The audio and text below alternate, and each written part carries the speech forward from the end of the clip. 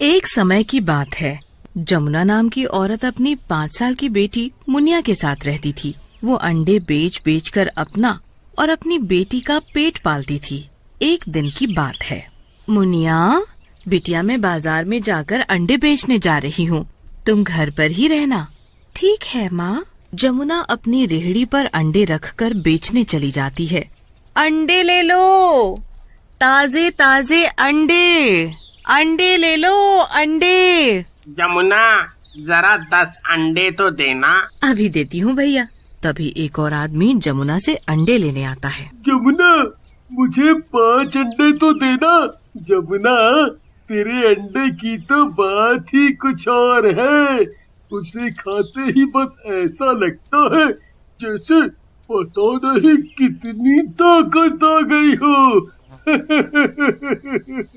बस आप लोगों की दुआ है। फिर वो आदमी जमुना से अंडे लेकर चला जाता है। आज जमुना के सारे अंडे बिक जाते हैं और वो घर जाकर देखती है। मुनिया बिटिया, क्या बात है, तू आज इतनी उदास क्यों लग रही है? माँ, आप अंडे बेचती हो तो मुझे अच्छा नहीं लगता। अरे बिटिया, क्या करे, पेट भरने के लिए कोई काम छोटा या बड़ा नहीं होता। अच्छा, मैं तेरे लिए खाना बना कर लाता हूँ। मोहन मुनिया के लिए खाना बनाने चला जाता है। जब खाना बनकर तैयार हो जाता है, मुनिया बिटिया, आकर खाना खा लो। अभी आई पिताजी। जमुना और मुनिया खाना खाकर सो जाते हैं और अगले दिन जमुना हमेशा की तरह गांव के बाजार में अंडे बेचने के लिए निकल जाती है। वो अंडे बेचने जा रही होती है, तभी एक पेड़ के पास जाकर उसकी रेहड़ी अपने आप रुक जाती है। अरे, इस रेहड़ी को क्या हुआ? ये कैसे खराब हो गई? जहाँ जमुना की रेहड़ी खराब हुई थी, वहाँ कुछ दिनों से एक चुड़ैल आकर उस पेड़ पर रह रही थी। ये सब उस पीपल के पेड़ पर बैठी चुड़ैल देख रही होती है। अरे वाह, अंडे! इन अंडों को देखकर तो मेरी भूख और तेज हो गई। जो इस औरत के अंडों को खाता होगा वो कितना ताकतवर होगा। वैसे भी मुझे बहुत दिनों से कोई आदमी भी खाने को नहीं मिला। क्यों ना मैं इस औरत के अंदर चली जाऊं, जिससे मैं रोज अंडे खाने वाले इंसानों को खा सकूं। यही ठीक रहेगा। यही ठीक रहेगा। इतने में जमुना की रेहड़ी ठीक हो जाती है और वो अपनी रेहड़ी लेकर जाने लगती है। तभी चुड़ैल आकर जमुना के अंदर चली जाती है और चुड़ैल गांव के बाजार में जाकर अंडे बेचने लगती है। अंडे ले लो, बढ़िया बढ़िया अंडे। जो खाएगा वो दीवाना हो जाएगा, जो पहले आएगा वो पहले पाएगा। अरे अंडे ले लो, अंडे। अरे जमुना भाभी, मुझे भी एक अंडा दो ना। लो, अभी देती हूँ। ये लड़का तो बड़ा ही ताकतवर और तंदुरुस्त लगता है और जवान भी है। मुझे तो इस लड़के को देखकर रुका ही नहीं जा रहा। और फिर चुड़ैल उस लड़के की ओर आकर्षित होकर उस लड़के को गायब कर अंडे में बदल देती है। इसी तरह एक और दूसरा आदमी जमुना से अंडे खरीदने आता है। अरे ओ जमुना, मुझे 10 अंडे तो देना। अभी देती हूँ भैया। चुड़ैल उस आदमी को अंडा देकर पैसे ले लेती है और फिर अंडे बेचने लगती है। अंडे ले लो, अंडे, ताजे ताजे अंडे। जो खाएगा वो इन अंडों का दीवाना हो जाएगा। तभी एक और लड़का चुड़ैल की दुकान पर अंडे खरीदने आता है। अरे ओ जमुना भाभी, जरा 2 अंडे तो देना। अभी देती हूँ। चुड़ैल उस लड़के की ओर देखकर मन ही मन खुश हो रही थी। वाह, एक और जवान लड़का। मैं इसे भी अंडा बनाकर अपने वश में कर लूंगी। तभी लड़का चुड़ैल से कहता है, अरे क्या हुआ भाभी, आज आपका ध्यान कहाँ है? आज आप कुछ बदली बदली सी भी लग रही हो। आपकी तबीयत तो ठीक है?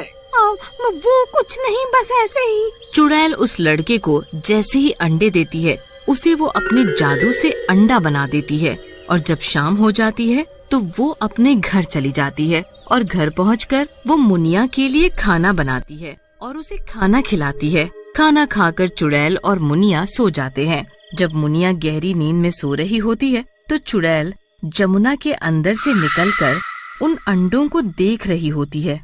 अरे वाह, इतने सारे जवान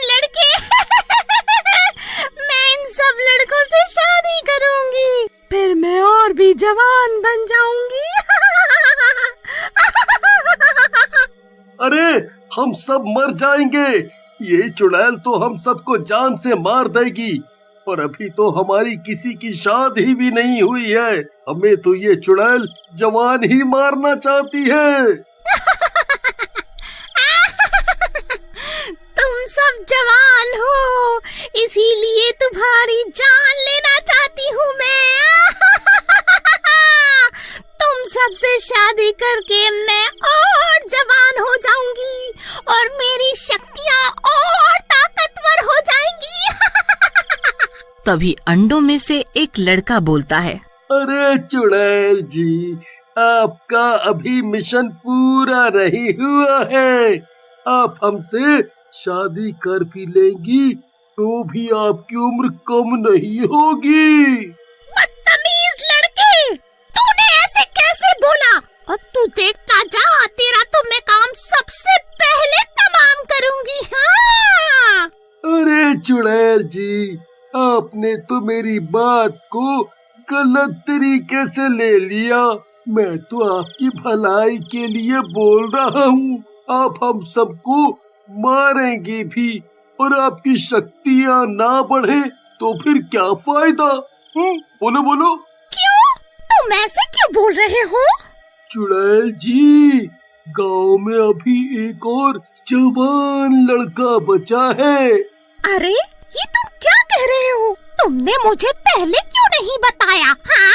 जी चुड़ैल जी, अभी गांव के सरपंच का बेटा भी बचा हुआ है। सरपंच ने उसे आपके डर से अपने घर में छुपा रखा है। हाँ। अरे ऐसे कैसे हो सकता है? मैं आज ही सरपंच के बेटे को लेकर आऊंगी। चुड़ैल गुस्से में सरपंच के बेटे को लेने चली जाती है, परंतु सरपंच का कोई बेटा ही नहीं होता और साथ ही साथ सरपंच एक पुजारी होता है और उसे पूजा पाठ के साथ साथ भूत चुड़ैल को पकड़ना भी आता था। वो लड़का बड़ी ही चालाकी से उस चुड़ैल को सरपंच के घर पहुंचा देता है। चुड़ैल सरपंच के घर के बाहर अंडे बेचने लगती है। अंडे ले लो, अंडे, ताजे ताजे अंडे। चुड़ैल सुबह से लेकर शाम तक सरपंच के घर के बाहर रेहड़ी पर सरपंच के बेटे का इंतजार करती है, परंतु सरपंच के घर से उसका बेटा बाहर निकलकर नहीं आता। अंडे ले लो, अंडे। सरपंच जी, आप अंडे खाइए और अपने बेटे के लिए भी लेकर जाइए। ना जी ना, मैं अंडे नहीं खाता और ना ही मेरा बेटा है। क्या? आपका बेटा नहीं है? मैंने तो यही सुना था कि आपका एक जवान बेटा भी है। सरपंच को चुड़ैल की ये बात बहुत ही अजीब लगती है। अरे ये वही औरत तो नहीं जो गांव के जवान लड़कों को गायब कर रही है और इसे गलत फहमी में मेरा भी बेटा लगा हो और ये मेरे बेटे को लेने आई हो। तभी सरपंच की नजर उस चुड़ैल के पैरों पर पड़ जाती है और सरपंच को विश्वास हो जाता है वो एक चुड़ैल है जो उनके गांव के जवान लड़कों को ढूंढ रही है। सरपंच तभी चुड़ैल का गला पकड़ लेता है। जय हनुमान ज्ञान गुण सागर, जय कपीश तिहुलोक उजागर, रामदूत अतुलित बलधामा, अंजनी पुत्र पवन सुत नामा, महावीर विक्रम बजरंगी, सुमति निवार सुमति के संगी, कंचन वरण विराज सुवेशा, कानन कुंडल कुंचित केसा, जय बजरंग बली जी की जय। अरे मुझे बचाओ, कोई बचाओ मुझे, ये आदमी तो मुझे जान से ही मार डालेगा। कोई मुझे बचाओ, कोई बचाओ। तभी सरपंच एक गांववासी को चुड़ैल के सारे अंडे फोड़ने को कहता है। जैसे ही पहले गांववासी गंगा जल लाता है और सरपंच उस चुड़ैल पर छिड़क देता है, चुड़ैल जोरों से चिल्लाने लगती है।